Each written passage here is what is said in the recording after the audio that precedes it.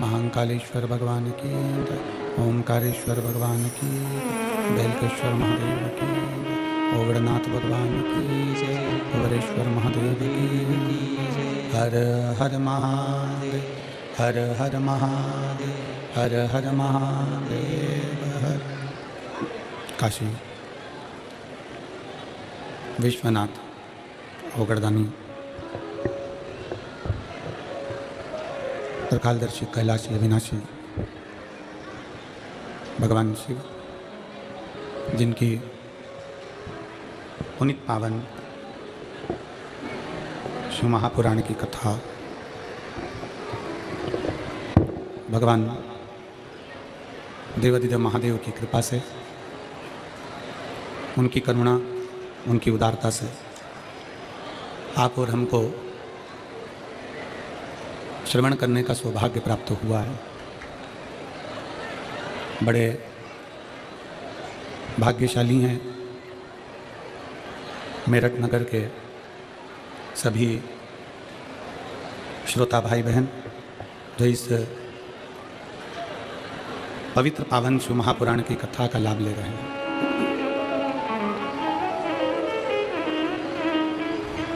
भगवान बेलकेश्वर महादेव की ये पवित्र भूमि, बाबा ओगड़नाथ जी की ये पावन धरा, क्रांतिकारियों की ये पवित्र भूमि मेरठ, जहाँ आप और हम सब मिलकर भगवान शिव की ये आनंदमय शिव महापुराण की कथा को श्रवण कर रहे हैं। कथा के मुख्य यजमान श्री केदारेश्वर सेवा समिति मेरठ, मुख्य यजमान श्री संदीप गोयल जी, श्रीमती रश्मि गोयल जी, श्री आशीष बंसल जी, श्रीमती पूनम बंसल जी, संरक्षक डॉक्टर ब्रजभूषण जयप्रकाश जी अग्रवाल, डॉक्टर राम कुमार जी गुप्ता, अध्यक्ष कृष्ण कुमार गुप्ता, महामंत्री आशीष जी बंसल, ऋषि जी अग्रवाल, राजेश जी, सुमित जी, अनिल जी, विपिन सिंघल, सुमित सिंघल, राहुल जी, आशीष प्रताप सिंह, पवन बंसल, बबीता जी बंसल। एक बार सभी यजमान परिवार के लिए जोरदार ताली बजाकर स्वागत, वंदन, अभिनंदन। जो एक पवित्र पावन कथा का लाभ आप और हमको दे रहे हैं और आप और हम इस कथा का लाभ श्रवण कर रहे हैं। अंदर बहुत सारे रत्न होते हैं, माणिक होते हैं, मोती होते हैं, आभूषण होते हैं। बस उस आभूषण को, उस मोती को, उस माणिक को निकालने वाला कोई चाहिए।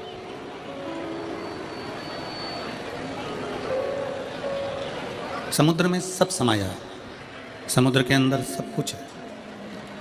मोती भी भरे हुए हैं, रत्न भी भरे हुए हैं, माणिक भी भरे हुए हैं और बहुत सारा खजाना समुद्र के अंदर है।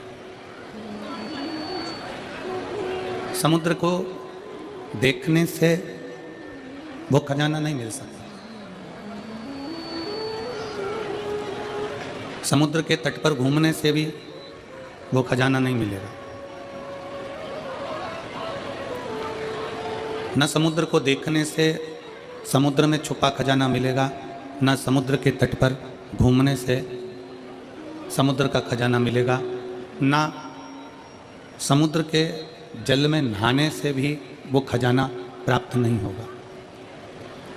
समुद्र के जल में नौका से विहार करने पर भी वो खजाना प्राप्त नहीं होगा। पर शिव महापुराण की कथा कहती है, भगवान शंकर का चरित्र कथा है, शिव तत्व कथा है, शंकर भगवान की पवित्र कथा कहती है कि वो खजाना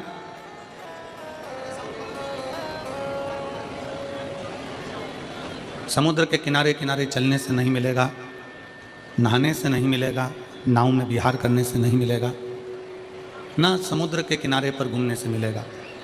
पर शिव पुराण की कथा कहती है जिसने समुद्र के अंदर डुबकी लगा ली, बिल्कुल छोर तक, एकदम तल तक, जिसने समुद्र के बिल्कुल तलातल तक डुबकी लगाई है, उसको रतन, मोती, माणिक अवश्य मिलता है।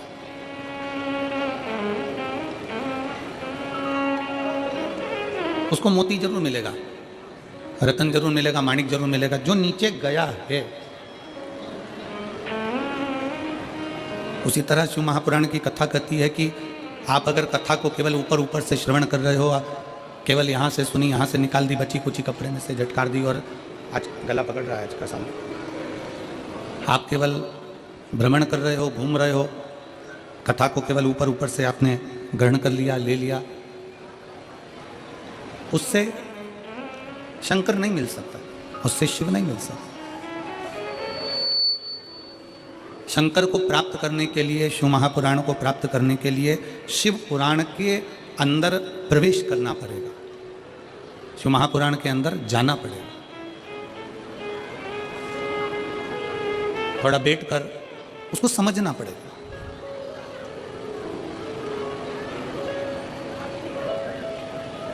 दुनिया के कई लोग ऐसे हैं जिनको आज भी समझ में नहीं आता कि आखिर ये शिव महापुराण में शंकर के शिवलिंग में ऐसा क्या है कि शिवलिंग पर एक लोटा जल चढ़ाया जाए, बेलपत्र चढ़ाई जाए और वो औषधि का काम कर देती है।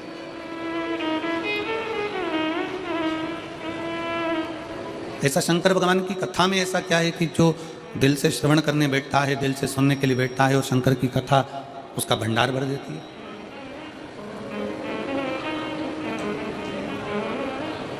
कई लोग इस पे विचार करने में लगे रहते हैं कि ऐसा शिव महापुराण में आखिर है क्या, शंकर भगवान की कथा में आखिर ऐसा है क्या।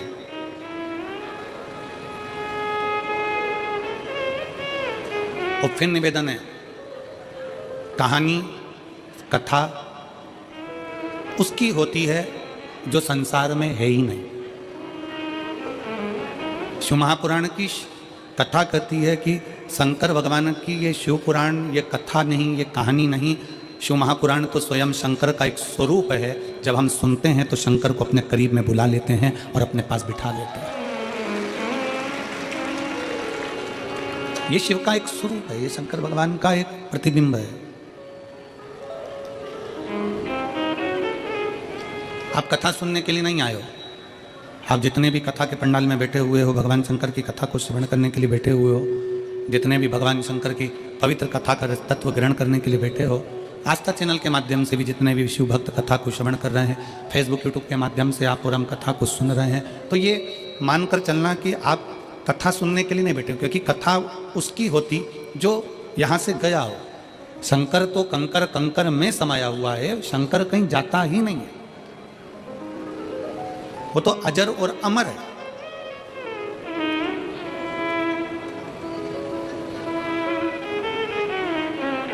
बस उसको पुकारना आना चाहिए, उसको बुलाना आना चाहिए।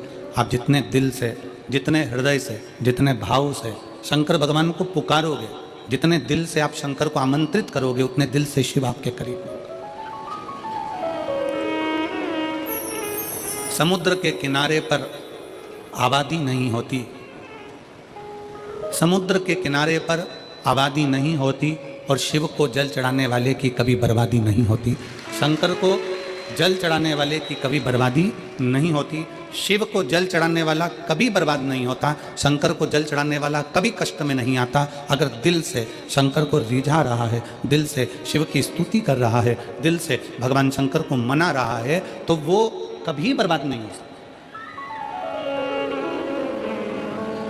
बोल बम का नारा है, सारी समस्या का हल, श्री शिवाय नमस्ते। शिव को जल चढ़ाने वाला कभी बर्बाद नहीं होता। शंकर भगवान की स्तुति करने वाला कभी बर्बाद नहीं होता। शिव की भक्ति करने वाला कभी बर्बाद नहीं होता। कल भी कथा में कहा था, परसों भी कथा में कहा था कि ब्रह्मा ब्रह्म लोक में, भगवान विष्णु वैकुंठ लोक में। ब्रह्मा ब्रह्म लोक में, भगवान विष्णु वैकुंठ लोक में है।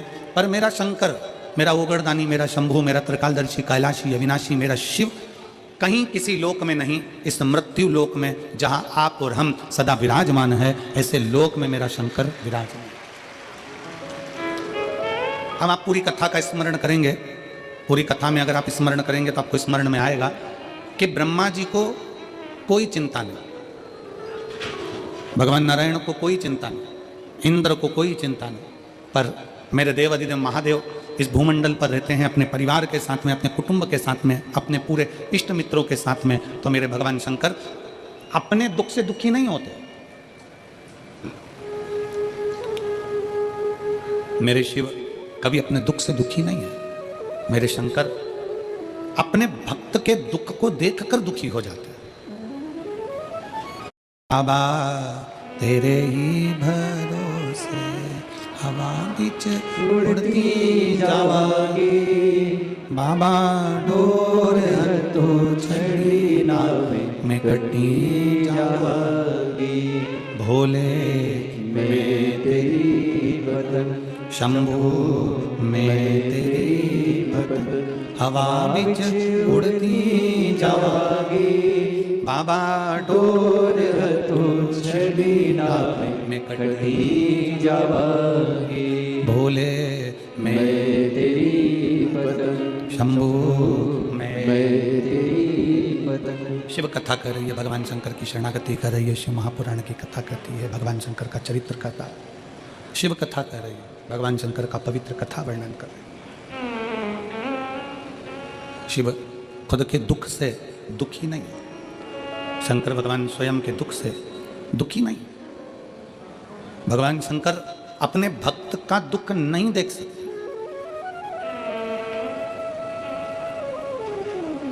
आप जब एक लोटा जल लेकर भगवान शंकर के मंदिर में जब जाते हो ना, शिव जी को जल चढ़ाने के लिए जब पहुंचते हो, शंकर भगवान को जब जल चढ़ाने के लिए आप पहुंचते हो, शिव को जल चढ़ाने के लिए जब आप जाते हो, आपका हाथ, आपके घर का जल और आपका कलश, लोटा,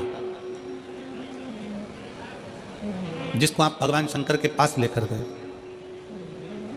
जिसको आप शिव जी के नजदीक लेकर गए, एक तो गए हो आप स्वयं, दूसरा गया आपके रसोई घर में जो हंडा भरा था, मटका भरा था, पानी रखा था, उसमें से एक लोटा जल भर कर गया,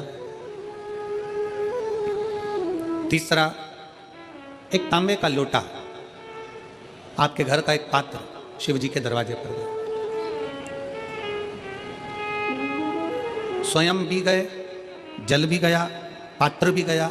शिव महापुराण की कथा कहती है आपका चेहरे की दशा, हाथ जो जल चढ़ा रहा है उसका कंपन, जो पात्र आया है उसकी दशा, और आपने जो अपने घर का मटके का, हंडे का, बाल्टी का एक लोटा जल शंकर को जो चढ़ाया, वो जल से भगवान शंकर समझ जाते हैं कि तुम्हारे घर की दशा क्या है और तू क्या मांगने आया है और तुझे देना क्या है।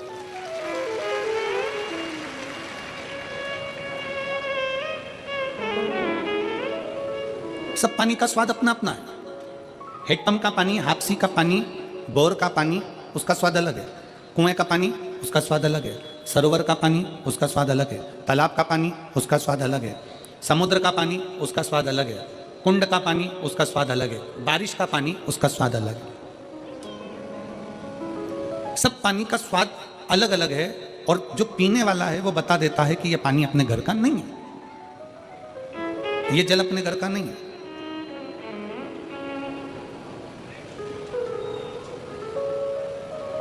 नयन का जल भी बता देता है कि ये दुख का जल है कि खुशी का जल है। नेत्र के आंसू भी बता देते हैं कि ये खुशी के हैं कि दुख के हैं। इसलिए शायद शिव महापुराण की कथा कहती है कि हीरा के परखदार बहुत मिलेंगे। शिव महापुराण की कथा कहती है कि हीरा के परखदार बहुत मिलेंगे, हीरा को समझने वाले बहुत मिलेंगे, हीरा को पहचानने वाले बहुत मिलेंगे, हीरा के परखैया बहुत मिलेंगे। पर शिव महापुराण की कथा कहती है कि किसी की पीड़ा के समझने वाले बहुत कम मिलेंगे, बहुत कम। हीरा का परखैया मिल सकता है पर पीड़ा का परखैया नहीं मिलेगा। हीरा को समझने वाला मिल सकता है पर पीड़ा को समझने वाला नहीं मिलेगा। हीरा को जानने वाला मिल सकता है पर पीड़ा को जानने वाला नहीं मिलेगा। शिव महापुराण की कथा कहती है कि खुशी के आंसू और दुख के आंसू दोनों में अंतर होता है। खुशी के आंसू जो होते हैं वो ठंडे होते हैं, और दुख का जो आंसू होता है वो गर्म होता है, उसमें भी पीड़ा होती है, उसमें भी पीड़ा होती है, उसमें भी दर्द होता है, उन अश्रुओं में भी दुख होता है। और हम आप सबसे निवेदन करें, बहुत मेरठ की भूमि तो बहुत तेजवान भूमि है, मेरठ की धरा तो बहुत ऊर्जावान धरा है। हम आप सबसे निवेदन करें, आप जौहरी नहीं हो, हीरे को नहीं परख सकते। हम भी जौहरी नहीं है, हम हीरा को नहीं समझ सकते। पर भगवान शंकर ने पृथ्वी पर जिसको जन्म दिया उसको जौहरी बनाकर पैदा किया है, उसको जौहरी बनाकर भेजा है कि आप भले हीरा को नहीं समझो चलेगा, पर अपने नजदीक में कोई दुखी है तो उसकी पीड़ा को जरूर समझना। भगवान शंकर कहते हैं उसकी पीड़ा का स्मरण।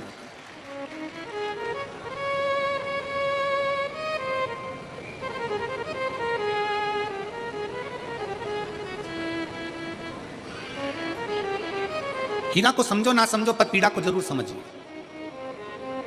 किसी के दर्द को जरूर समझिए, किसी के दुख को जरूर समझिए, किसी की तकलीफों को जरूर समझिए।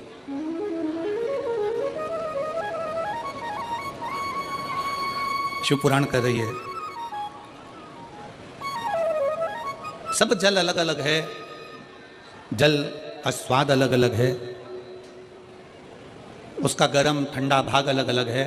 उसी तरह जब हम भगवान देवादिदेव महादेव को जल चढ़ाने के लिए जाते हैं, भगवान शंकर के मंदिर में पहुंचते हैं, शंकर भगवान को जब एक लोटा जल चढ़ाने के लिए उनके करीब में पहुंचते हैं, और जब हम दिल से उसको पुकारते हुए, भले हम कुछ ना कहें, कुछ भी ना बोलें, हम अपने मुख से एक शब्द भी ना बोलें, तो भी तब हम भगवान शंकर को श्री शिवाय नमस्तुभ्यम कहते हुए जब जल समर्पित करते हैं, तो भोले बाबा समझ जाते हैं, मेरे शंकर समझ जाते हैं कि ये क्यों मेरे दरवाजे पर जल चढ़ाने को आया है, ये क्यों पहुंचा है मेरे पास में, ये क्यों आया है, इसको क्या चाहिए, ये क्या लेने के लिए आया है, क्यों पहुंचा, किस लिए आया।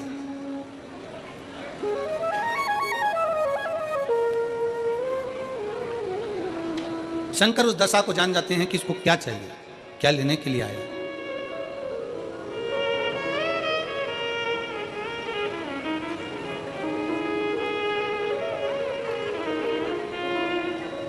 रोज शंकर के मंदिर में प्रतिदिन जाने वाले को, और एक और चीज अपने स्मरण में रहे, अगर शिव के मंदिर नहीं जा सकते तो अपने घर में जो शिवलिंग है उस पर जल चढ़ाओ।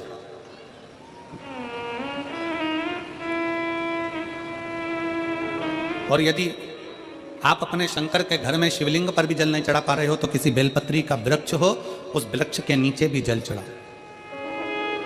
और कभी मौका मिल जाए, कभी भगवान शंकर की बड़ी करुणा हो जाए, भगवान शंकर की बड़ी उदारता हो जाए, भगवान शंकर की बड़ी कृपा हो जाए, बड़ी कृपा हो जाए, भगवान शंकर जिस दिन तुम्हारे ऊपर बड़ी कृपा कर दे, किसी सोमवार को 3 नियम बना लो।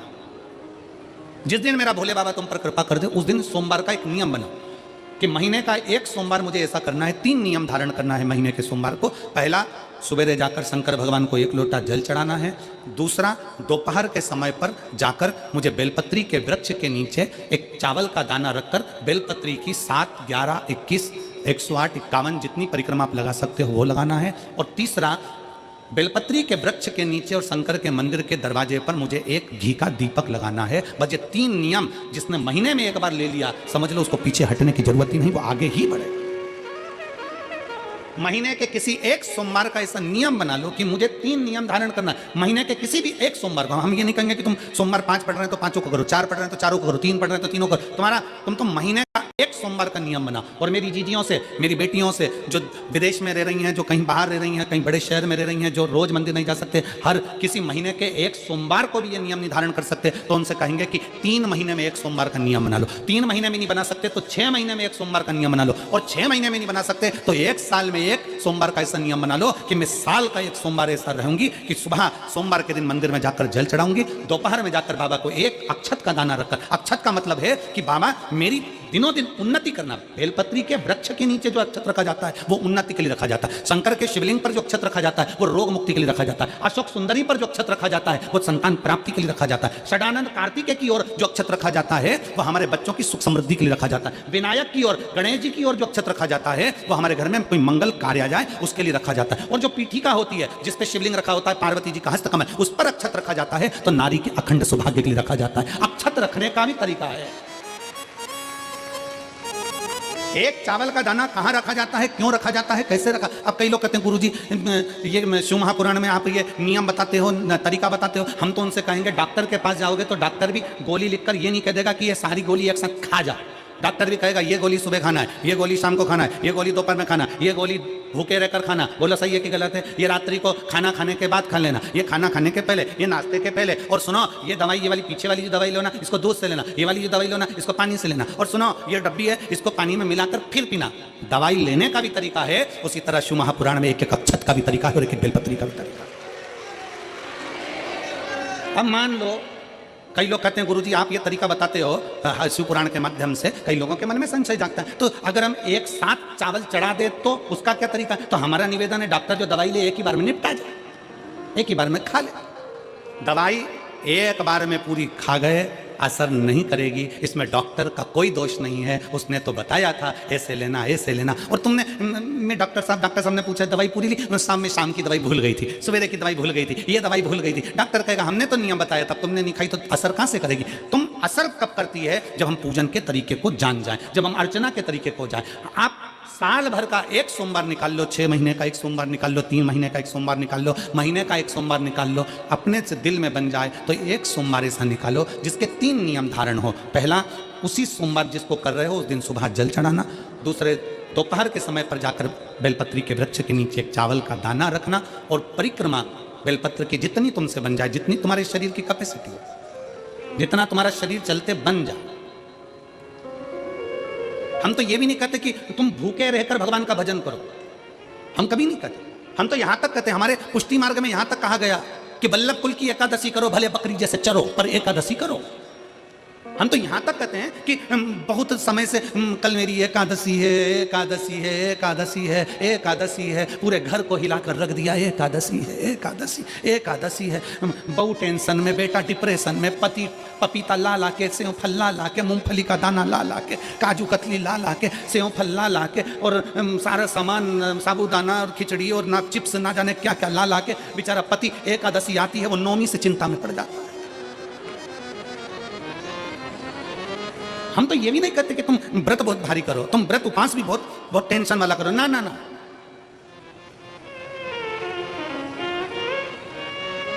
अपने को व्रत उपवास भी इतना बहुत बहुत भूखे रह रहे हो, बहुत प्यासे रह रहे हो, और मालूम पड़े कि भगवान हमें मिलेगा, भगवान हमें मिलेगा। भगवान कहता है कि देख भाई, मैं भी भूखा नहीं रहता, तू भी भूखा मत रहे, मैं भी चकाचक रहता हूँ, तू भी चकाचक रहे, मैं भी अपने। और भगवान शंकर तो ये भी कहते हैं कि अपना परिवार भी मत छोड़ो, मेरे पास में पार्वती भी। एक ही देवता है जो विद फैमिली मंदिर में बैठता है। शंकर जी हैं तो पार्वती जी है, तो गणेश जी हैं, तो कार्तिकेय जी हैं, तो नंदी है, सब मंदिर के अंदर चाहिए। शंकर भगवान अपने पूरे परिवार के साथ। शंकर जी तो ये कहते हैं अकेले तुम क्यों रहते हो।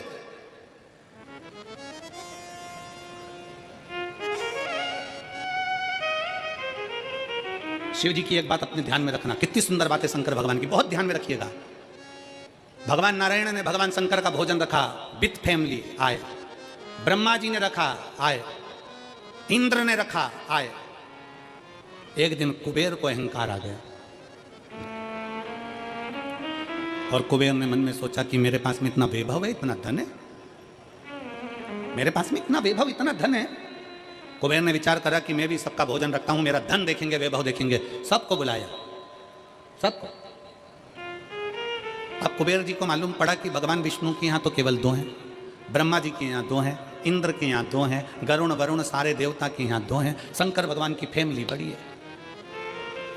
तो उन्होंने पत्रिका में लिख दिया श्रीमान श्रीमती।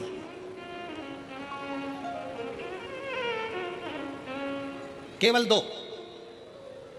सबके यहां मेरा भोले बाबा गया, मेरे शंकर गए, पर कुबेर के यहां पर जब पत्रिका देने के लिए कुबेर शंकर जी के यहां गए, शंकर जी ने पत्रिका को देखा तो उसमें लिखा था कि शंकर पार्वती पधारे, श्रीमान श्रीमती।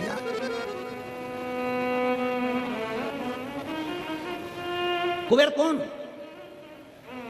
एक चोर शंकर जी के मंदिर में चोरी करने के लिए गया। अंधेरा बहुत था, शरीर का कपड़ा उतारकर त्रिशूल में लपेटकर आग लगाकर उजाला कर देख रहा था। शिवरात्रि का दिन था। शंकर जी खुश हो गए और शिव जी ने वर दे दिया, तूने आज शिवरात्रि के दिन मेरे मंदिर में प्रकाश करा है, मैं तुझे कुबेर का राज्य देता हूं। कुबेर नीचे बैठेगा और तू कुबेर के सिंहासन पर बैठेगा। कुबेर की कुर्सी एक चोर को दे दी। अब चोर कुबेर बनकर बैठा है, और उस चोर के मन में या अब जिसने तुझे कुबेर बनाया था, तू उसको भी फैमिली बुला लेता, पर उसको भी नहीं बुलाया, नहीं बुलाया। और पत्रिका देने के लिए कुबेर के पास कुबेर पहुंचे शंकर जी के पास। भोलेनाथ जी ने जो पत्रिका देखी, पत्रिका देखते से शंकर जी ने कह दिया, देखो कुबेर, हम तो किसी आयोजन में जाते नहीं हैं, 2 जनी का भोजन है, हमारे घर में 2 बेटे हैं, हमारा बड़ा बेटा कार्तिक 1 जनी का ही भोजन करता है, और हमारा दूसरा बेटा गणेश 2 जनी का करता है, तो हम गणेश को भेज देंगे, हिसाब बराबर। कुबेर को लगा कि गणेश इतना छोटा सा वो क्या खाएगा। शंकर भगवान बोले, वो तो बाद में पता चल जाएगा, तू जा। अब कुबेर ने निमंत्रण रखा, 33 कोटि देवताओं के लिए भोजन तैयार करवाया, मंगवाया, भोजन बनवाया, और इतने में सबसे पहले गणेश जी पहुंच गए। कुबेर की पत्नी दौड़ कर आई, दरवाजे पर गणेश आए, शंकर जी के पुत्र। कुबेर ने कहा आने का समय तो 6 बजे था, ये तो 4 बजे ही आ गए। पूछ के आओ इतनी जल्दी क्यों आ गए। गणेश जी से पूछा तुम इतनी जल्दी क्यों आ गए, तो कहा पिताजी ने कहा कि पहली पंगत में निपटाया।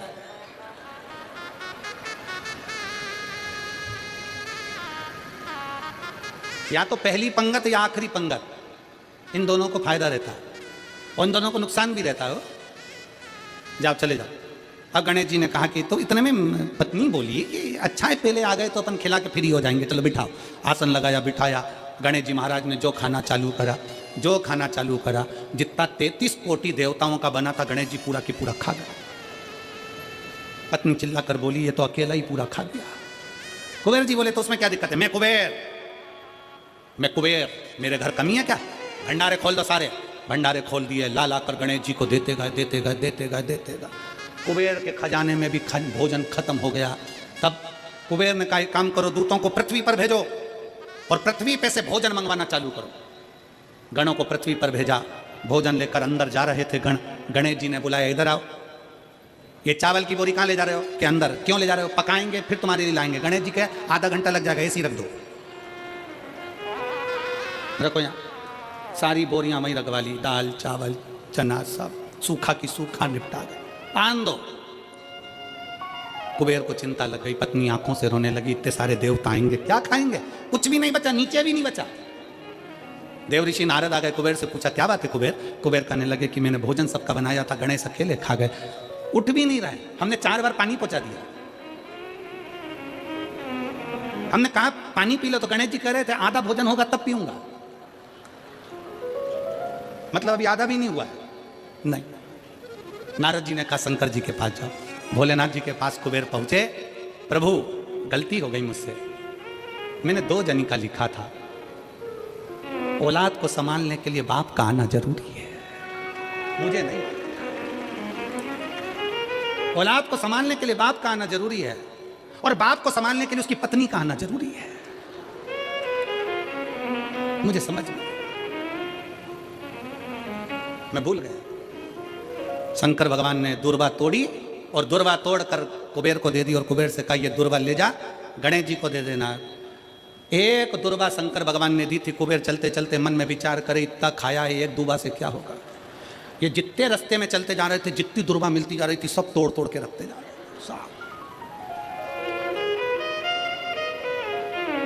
सारी दुर्वा लेकर गणेश जी को दे दी, तुम्हारे पिताजी ने भेजी है। गणेश जी ने एक दुर्वा दांत में ली और पेट पे हाथ फेर के बोले कुबेर भैया कल कितनी बजे आना है?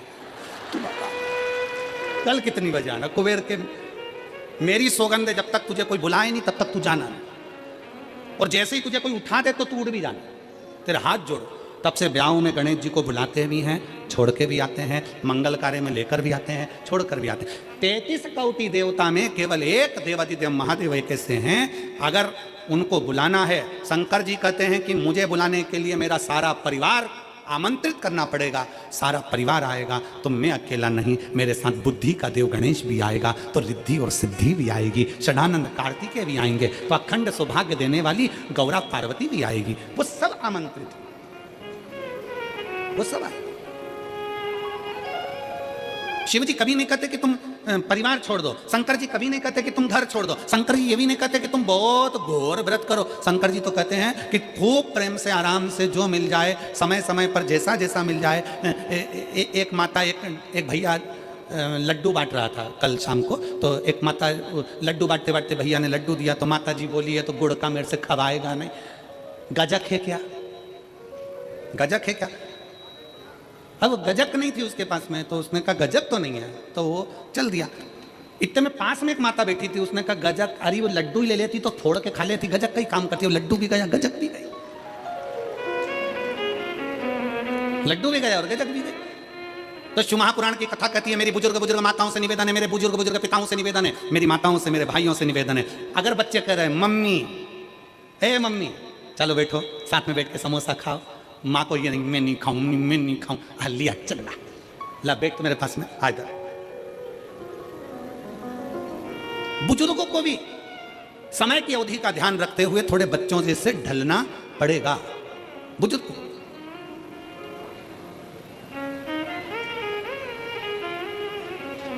थोड़ा बच्चों जैसा ढलने का प्रयास करना। हम अपनी अकड़ में रह जाएंगे तो बच्चों के करीब नहीं पहुंच पाएंगे, बच्चों के नजदीक नहीं पहुंच पाएंगे। शिव कथा कह रही है, भगवान शंकर का चरित्र कह रहा है, शंकर भगवान तुम्हारे हाथ का लोटा देखकर, तुम्हारा हाथ देखकर, तुम्हारा स्वरूप देखकर, तुम्हारा पानी देखकर पहचान जाते हैं कि इसको जरूरत क्या है, किस चीज की जरूरत। शिव जान जाते हैं, शंकर पहचान जाते हैं। बस आप उसके दरवाजे तक जाएंगे, उसको भजेंगे, उसका स्मरण करेंगे और शिव जान जाएगा।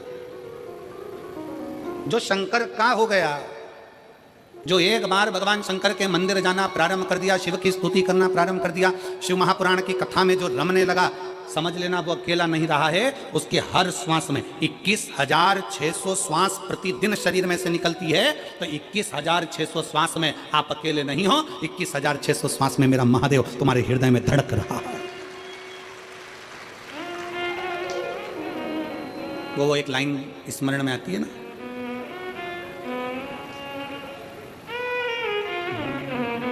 मजा आ रहा जीने में, जीने में महादेव धड़क रहा सीने में, मजा आ रहा जीने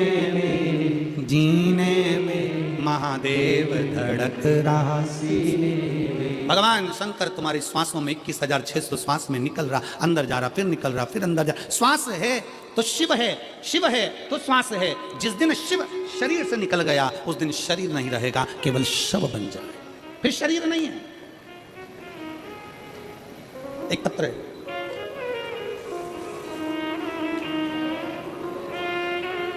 मैं जसबीर कौर, पत्नी बलजीत राम, गांव जैनपुर, तहसील शाहाबाद, मारकंडा जिला कुरुक्षेत्र, हरियाणा की निवासी हूँ।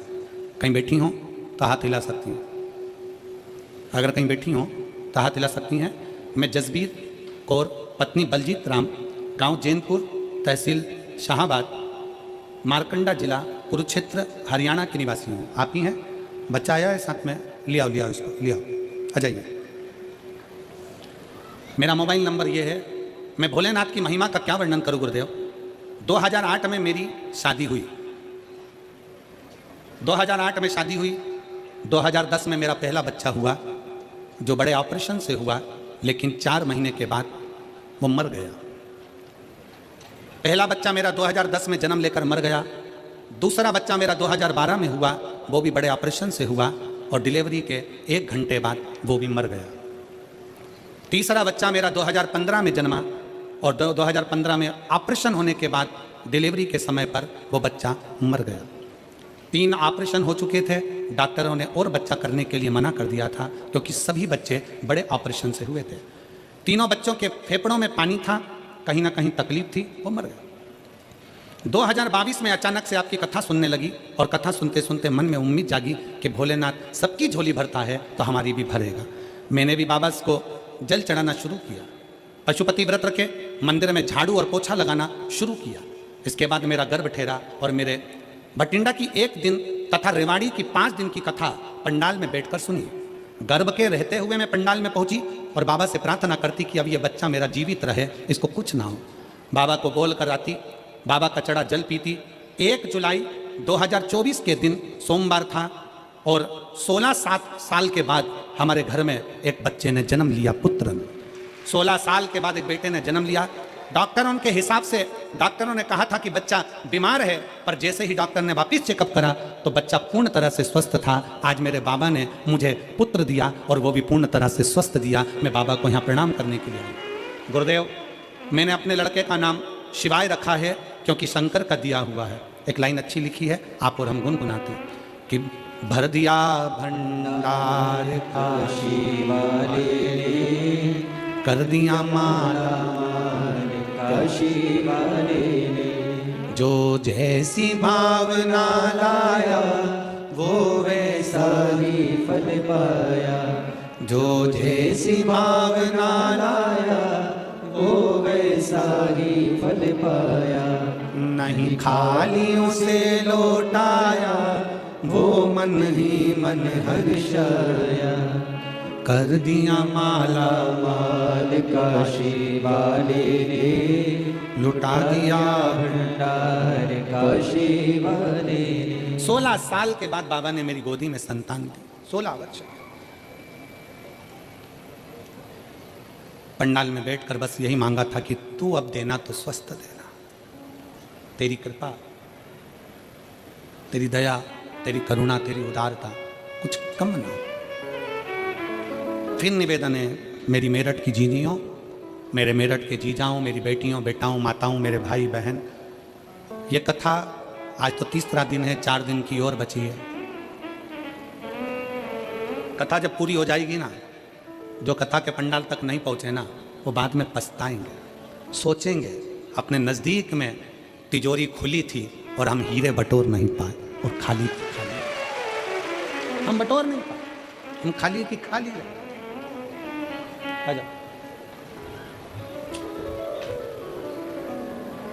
जो जैसी भावना लाया वो वैसा ही फल पाया, नहीं खाली उसे लौटाया वो मन ही मन हर्षाया, और कर दिया माला माल काशी वाले ने, लुटा दिया भंडार काशी वाले ने, कर दिया माला माल काशी वाले ने, लुटा दिया भंडार काशी वाले ने। आप जिस भाव से, जिस विश्वास के साथ, जिस भरोसे के साथ, जिस दृढ़ता के साथ, जिस श्रद्धा के साथ शिव कथा को सुनते हो,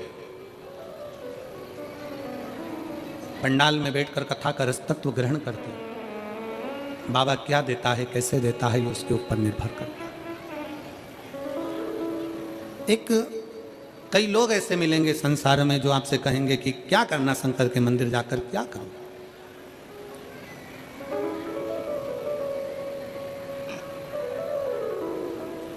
कई लोग कहते हैं कि गुरुजी हमको कोई दुखी नहीं है तो हम मंदिर क्यों जाएं,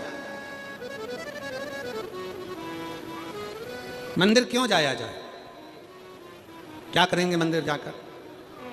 शिव महापुराण की कथा कहती है आप कितने भी करोड़पति हो, धनपति हो, वैभवपति हो, सत्तापति हो, पर एक बात याद रखना कि तुम्हारा धन, तुम्हारी वैभव, तुम्हारी सत्ता, तुम्हारा पैसा, तुम्हारी दौलत जिस दिन कहीं हॉस्पिटल में पड़े होगे, सारी दौलत तुम्हारी लॉकर में रहेगी, घर पर रहेगी, उस जगह पर केवल तुमने जो शंकर भगवान को एक लोटा जल चढ़ाया है वो जल तुम्हारा कल बदलेगा, वो बदलेगा।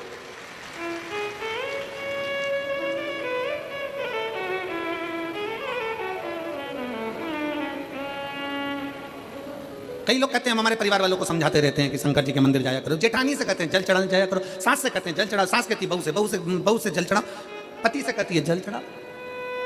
भाई नायक और नालायक, इन दोनों में बड़ा अंतर है। कौन कौन, जम के बोलो जरा, जम के आवाज नहीं आई हमको। पहले नंबर पर नायक, दूसरे नंबर पर नालायक। नायक हमेशा दुश्मनों से लड़ता है और नालायक हमेशा अपनों से ही लड़ता है।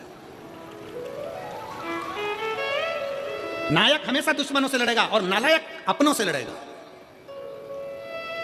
जो सनातनी होकर भी हिंदू के धर्म में भी प्रकट होने के बाद, जन्म लेने के बाद भी हिंदू का विरोध करे, जो सनातनी होने के बाद भी सनातन धर्म का विरोध करे, वो नालायक ही होता है, वो नायक नहीं हो सकता। अरे जब कोई सनातनी सत्कर्म कर रहा है, कोई सनातनी आगे बढ़ रहा है, कोई हमारे राष्ट्र की रक्षा कर रहा है, कोई सनातनी अपने इस राष्ट्र को मजबूत करने का प्रयास कर रहा है, तो एक एक सनातनी को चाहिए, एक एक हिंदू को चाहिए, एक एक व्यक्ति को चाहिए कि उसका साथ दे। पर कई लोग ऐसे हैं दिन भर पांव खींचते रहते, दिन भर दिन भर।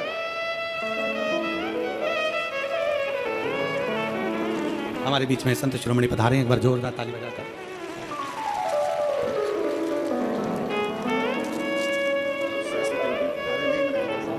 जी जी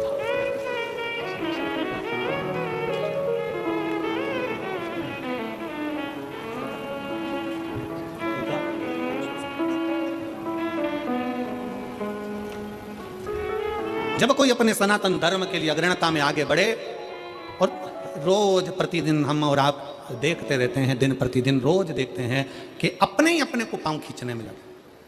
हमारा सनातन धर्म में मजबूत करना है और जितना मजबूत कर सकते हैं उतना करिए। आज सबसे बड़ी परेशानी कहां खड़ी होती है, जब हम अपनों से लड़ रहे हो, अपनों से हम उनको समझा रहे होते हैं कि अरे मजबूत होइए, पर जरा सा लोभ, जरा सा धन का लोभ, जरा सी सत्ता का लोभ, जरा सा वैभव का लोभ, जरा सा वोट का लोभ हमें हमारे सनातन धर्म से दूर कर देता है और दूसरे धर्म अच्छे लगते हैं और सनातन धर्म बेकार लगने लगता है। जरा सा लोभ व्यक्ति को अपना धर्म बुरा लगने लगता है और दूसरे धर्म श्रेष्ठ लगते हैं। शिव तत्व कह रहा है, भगवान शंकर की कथा कर रही है, अपने भीतर के भाव को प्रकट करिए, शंकर के मंदिर जाना प्रारंभ करिए, शिव की स्तुति करना प्रारंभ करिए, शंकर को एक लोटा जल चढ़ाना प्रारंभ करिए। और जिस दिन आप शिव की स्तुति में लगोगे, शंकर का भजन करने में लगोगे, शंकर का नाम उच्चारण करने में लगोगे, तुम अकेले नहीं, 21,600 श्वास जो तुम्हारे शरीर से निकल रही है, इस 21,600 श्वास में भगवान शंकर तुम्हारे हर श्वास में, मेरा शिव तुम्हारे साथ में होगा, प्रत्येक श्वास में। एक कितनी सुंदर कथा आती है शिव महापुराण में। एक पुजारी जी थे दक्षिण के, ब्राह्मण, उनकी एक बेटी थी जिसका नाम था जयंती। क्या नाम था उसका? जम के बोलो जरा। जयंती। हम बीच बीच में आप लोगों से इसलिए बुलवाते हैं क्योंकि आपको स्मरण में रहे, क्योंकि हम जब छोटे थे तब हमारे स्कूल में हमें खड़ा करते थे और सबको बुलवाते थे, 2 एकम 2, सब बोले 2 एकम 2, फिर 2 दूनी 4, सब 2 दूनी 4। क्यों बुलवाते थे? तो हमने एक बार टीचर से पूछा, सर ऐसे बुलवाने से क्या होता था कि याद हो जाता, और हमें उम्मीद है तुम भी ऐसे ही पढ़े होगे। अरे बोलो तो जम के, ठीक है ना? तो ये याद होना चाहिए। एक पुजारी जी थे, दक्षिण के, ब्राह्मण परिवार था, बड़ा सुंदर परिवार, बड़े आनंद में रहते, शंकर की आराधना में लगे रहते। उनकी एक बेटी थी जिसका नाम जयंती था।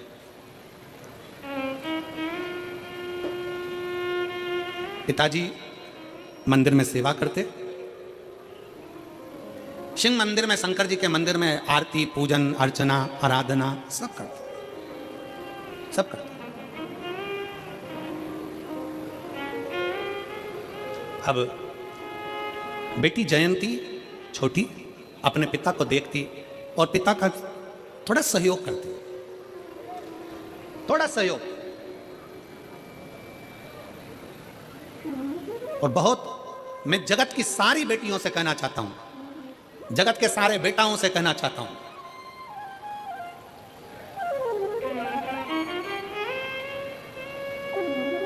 कि मां जैसा प्यार और पिता जैसा सम्मान, लाड़ दुनिया में कोई नहीं दे सकता जो मां और बाप दे सकते। जो माता और पिता दे सकते हैं वो दुनिया में कोई नहीं दे सकता। अपने बच्चों के प्रति कितना स्नेह होना चाहिए, अपने बच्चों के प्रति कितनी प्रबलता होना चाहिए, ये शंकर भगवान से सीखना चाहिए। कि शंकर भगवान की परिक्रमा गणेश जी महाराज ने लगा ली थी और गणेश जी को वर मिल गया था प्रथम पूजन का, प्रथम गिनती का। गणेश जी प्रथम पूजन में आने लगे तो पार्वती मैया की आंखों में जल भर गया था। आपने एक बेटे को इतना सम्मान दे दिया। मेरा दूसरा बेटा कार्तिक है, वो तो मोर पर बैठकर पूरी पृथ्वी की परिक्रमा करने गया है। गणेश जी ने बुद्धि से तुम्हारी परिक्रमा करी, वो शरीर से लगाने गया है, और तुमने पूरा की पूरा वर, तुमने पूरा की पूरा आशीर्वाद गणेश जी को दे दिया प्रथम गिनती में आने का। षडानंद कार्तिकेय को कुछ नहीं दिया। ये तो गलत बात है प्रभु। तुम्हारी परिक्रमा लगाई गणेश जी ने और तुमने सब कुछ दे दिया। शंकर भगवान की आंख में भी जल भर गया। पार्वती मांग, आज तू जो बोलेगी ना मैं वो दे दूंगा। पार्वती जी कहती हैं अब क्या मांगूं आपसे, बस इतना कृपा कर दो, आज के बाद आपकी कभी परिक्रमा ना हो, बस इतना वर दे दीजिए। आज के बाद आपकी कभी परिक्रमा ना हो। शंकर जी ने पूछा मेरी परिक्रमा नहीं हो, सारे देवताओं की परिक्रमा होगी और मेरी ना हो? पार्वती जी कहती हैं आपकी परिक्रमा होती है, कोई अगर भूल से भी आपकी परिक्रमा लगा लेता है तो आप उसके जो मांगे वो दे देते हो, इसलिए आपसे निवेदन है कि आपकी कभी परिक्रमा ना हो। शंकर जी ने वर दे दिया, मेरी परिक्रमा पूरी नहीं होगी, आधी होगी, आधी परिक्रमा होकर वापिस आ जाएगी। फिर शंकर भगवान बोले पार्वती फिर सुन ले, तूने मेरी परिक्रमा रोकी है पर तेरी परिक्रमा तो नहीं रुकी। पार्वती जी कहती है नहीं प्रभु। शंकर भगवान ने कहा पार्वती मैं तेरे हृदय में निवास करता हूं, मैं तेरे दिल में निवास करता हूं, मेरे चित्त में निवास करता हूं, मैं तेरे दिल में रहता हूं, मैं तेरे हृदय में रहता हूं। और यही तो भारत भूमि की पहचान है, यही भारत भूमि की पहचान है। काशी में कथा चल रही थी और काशी में कथा चलते चलते वहाँ जहाँ हम ठहरे हुए थे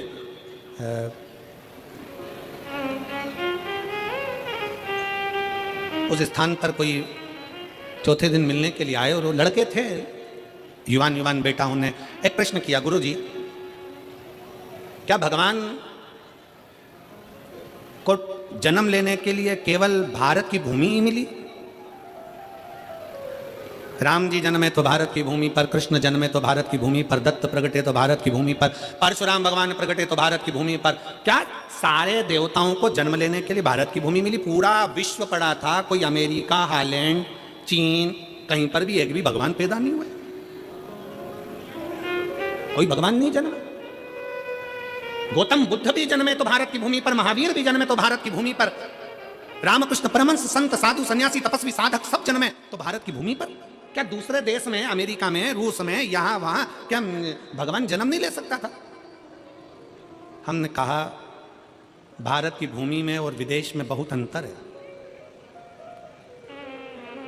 विदेश में लोग दिमाग से प्यार करते हैं और भारत में लोग दिल से प्यार करते हैं। ये भारत की जो भूमि है, ये भारत की जो धरा है, ये भारत की जो भूमि है, यहाँ जन्म लेने वाला एक एक बच्चा बच्चा अपने दिल से स्नेह करता है। हम हमारी मौसी को, हमारी चाची को, हमारी काकी को, हमारी परिवार को अपना मानते हैं। अपना, मेरे मामा, मेरी मौसी, मेरी काकी, मेरी बुआ, इनको हम अपना मानकर चलते हैं, अपना मानकर चलते हैं। स्नेह बहुत मिला है। कहा महाराज जी, एक पुजारी की बेटी जयंती, और जयंती अपने पिता का हाथ बटा रही है। ये संस्कार घर के हैं, ये संस्कार घर के होना भी चाहिए। स्नेह बस वो सहयोग प्रदान करे, स्नेह बस। और ऐसा नहीं, अगर आप लोग सेवा कर रहे हैं, शिव महापुराण में कहीं ना कहीं सेवा में लगे हुए, बिठा रहे हैं, उठा रहे हैं, कहीं खिला रहे हैं, पिला रहे हैं, पानी नाश्ता भोजन चाय कुछ ना कुछ दे रहे हो, सेवा में लगे हो, तो कुछ ना कुछ तो भगवान देगा। एक पत्र है, देखिए,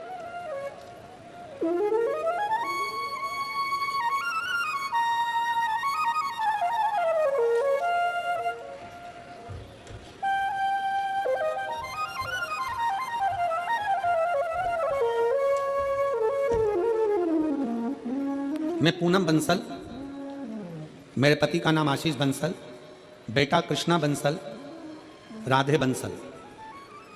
कहीं बैठे हैं? अच्छा, यजमान परिवार है का? हाथ उठाओ। श्री शिवाय नमस्तुभ्यं। मेरे भोले बाबा का मैं क्या वर्णन करूं गुरुदेव। मेरे 2 जुड़वा बेटे हैं और एक बेटी है।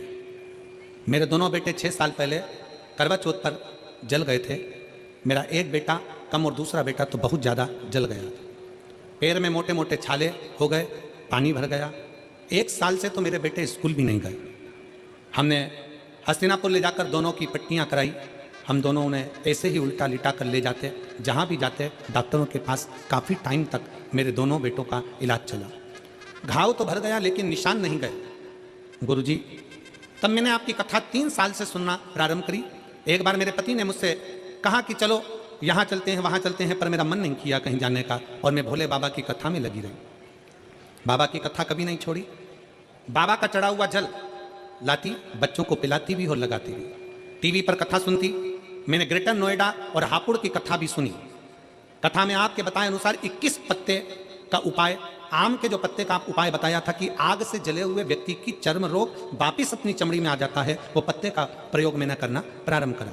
और आज बाबा की कृपा ऐसी हुई गुरुदेव कि मैंने सारे जगह इलाज कराया, पर रोग चमड़ी अपने रंग में नहीं आ रही थी। और आज बाबा की कृपा से 100 में से मेरे 20% रह गया है, बाकी का बाबा ने 80% मेरे बच्चों को ठीक कर दिया और उसकी चमड़ी भी अपने रंग में आ गई। आ जाइए, बेलपत्र ले जाओ। बच्चा आया हो तो उसको भी ले आइए। मैं बाबा को धन्यवाद देती हूँ कि बाबा ने आज हमको जजमान पद दिया है। ये मेरे शिव की कृपा है, और तेरी कृपा बिना एक भी अणु लेते हैं श्वास तेरी कृपा से तरो तरो। बखान क्या करूं मैं रातों के ढेर का, चपटी बहुत में खजाना कुबेर का। गंगाधार मुक्ति द्वार ओमकार तू, भोले ओमकार तू। आयो शरण तिहारी शंभु तार तार तू। बखान क्या करूं मैं रातों के ढेर का, चपटी भभूत में खजाना कुबेर का। हे गंगाधार मुक्ति द्वार ओमकार तू, भोले ओमकार तू। आयो शरण तिहारी शंभु तार तार तू।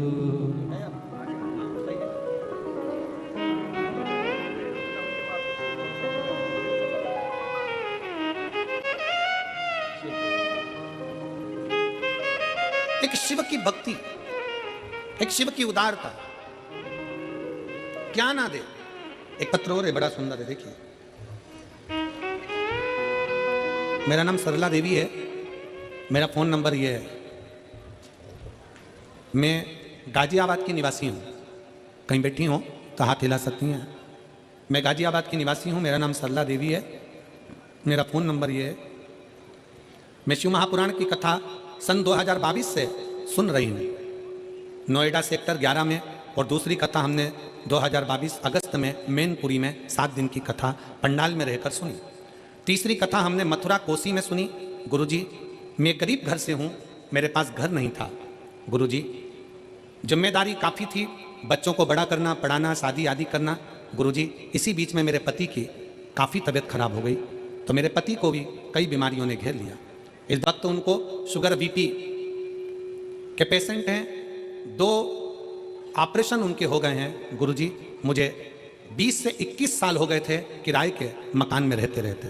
लोग मुझे ताना मारते, बुरा भला शब्द कहते, मेरी आंखों में आंसू भर जाते।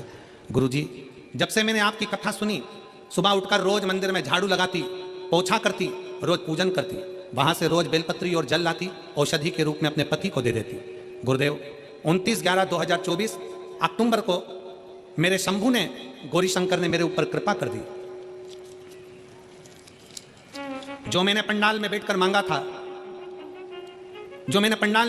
था, कि 21 साल से किराए के मकान में रह रही हूं, आज मेरे भोले बाबा ने मुझे खुद के मकान में ले जाकर बिठा दिया है। मेरे पास 1 रुपया भी नहीं था, पता नहीं मेरे शंभू ने, मेरे महादेव ने क्या करा। गुरुजी, आज मेरे पति भी आपके आशीर्वाद से ठीक, बाबा की कृपा से ठीक हैं। मैं बाबा को यहाँ प्रणाम करने आई हूँ, खुद का मकान दिला दिया और स्वास्थ्य भी अच्छा रखा। मैं बाबा को यहाँ प्रणाम करती हूँ। शिव तत्व की प्राप्ति, कहीं बैठी हैं? अगर कहीं बैठी हो तो आ सकती हैं, आ जाओ, आ जाइए, एक बेलपत्र ले जाना, आ जाइए। शिव तत्व की प्राप्ति, भगवान शंकर की शिव महापुराण की कथा आप बैठकर सुन रहे हो, जहां तुम्हें जगह मिल रही है वहां बैठे हो, कथा का तत्व ग्रहण कर रहे हो, अपने दिल से कथा को श्रवण कर रहे हो, दिल से बाबा से प्रार्थना कर रहे हो, तो बाबा देने में कोई कमी नहीं रख सकते। और महाराज, शिव शिव है, शंकर शंकर, ओगड़दानी ओगड़दानी।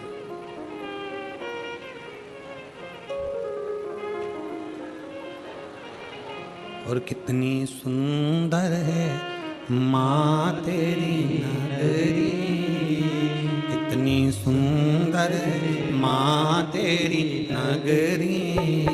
भोले पैदल चले आ रहे, भोले पैदल चले